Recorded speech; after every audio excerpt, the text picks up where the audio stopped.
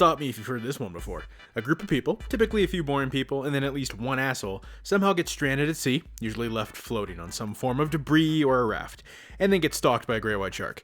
That's an original concept, ain't ever seen that before.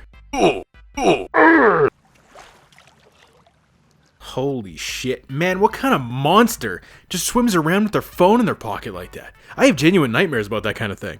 Look, there's something there. There's something right there. Bitch, what you mean something?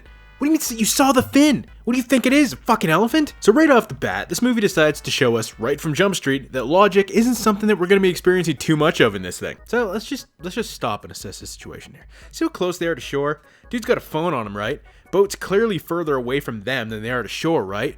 Well, better go back to the boat. I guess they just woke up this morning and thought, I'm gonna be stupid today.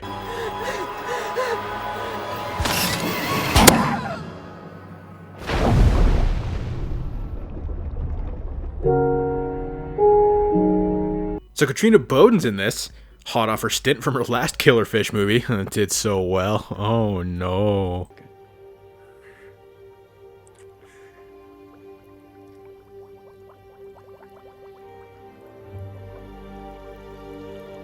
Get it? It's a metaphor for that wet ass So the entire premise of this thing is that Katrina and her Australian boyfriend Charlie run a shark sighting business, and some Asian couple, one of which you can tell is just not going to be an asshole, a total fuckhead at some point, show up so Michelle, the wife, can dump her grandfather, uncle, I don't know, someone's ashes in the ocean. I honestly didn't care. They come across the body of the dude that was attacked at the beginning of the movie, and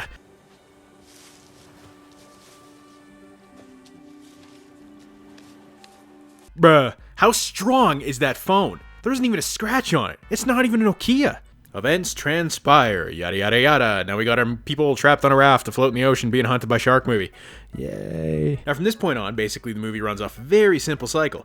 They in the raft? Oh shit, they fell out the raft. Okay, they're back in the raft. Oh shit, they fell out the raft again. Oh no, someone died this time. Okay, they're back in the raft. And this basically just repeats until the movie ends. Except you see more shark fin than actual shark, so hopefully you really like the characters because you're stuck with them more than actual shark attacks, because that's what we want to see in these movies.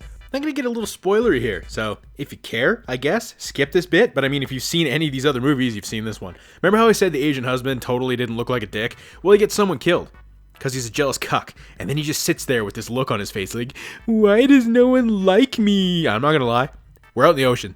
No one's out, no one has to know, there's no law. I'd be totally tossing his ass overboard, fucking let the sharks eat him.